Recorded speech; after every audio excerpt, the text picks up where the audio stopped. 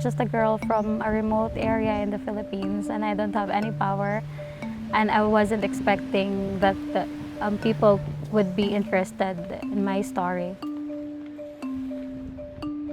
I was 16 years old, and that moment I realized that the place that I called paradise, the place that I called a safe haven, I found my vulnerability.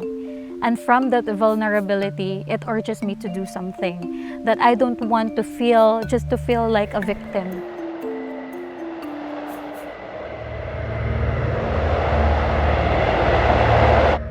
Typhoon Haiyan happened November 2013. It was the strongest typhoon ever recorded in the history. The wind was like a whistle coming from the core of the earth.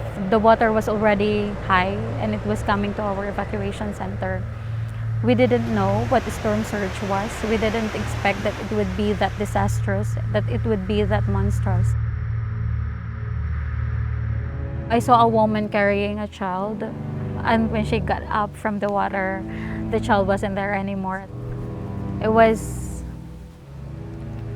like a moment of silence, like we were crying. So I went to our house to see if our house was still there. And I cried when I saw that we do not have our house anymore.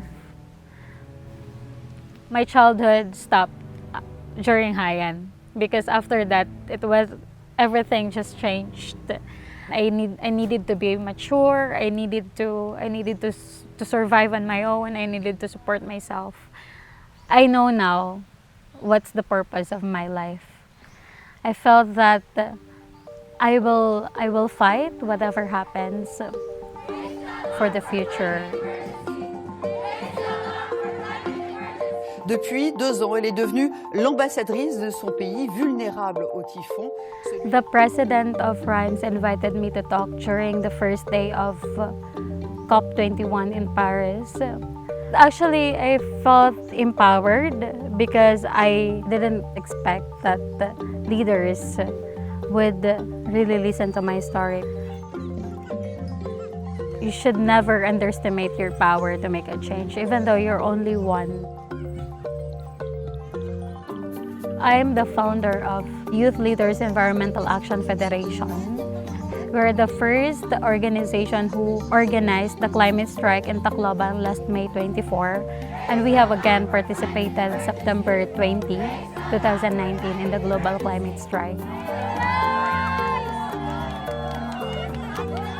We have just concluded the climate strike here in Tacloban. We have successfully submitted the petition to our City Councilor, Jaime Grefio.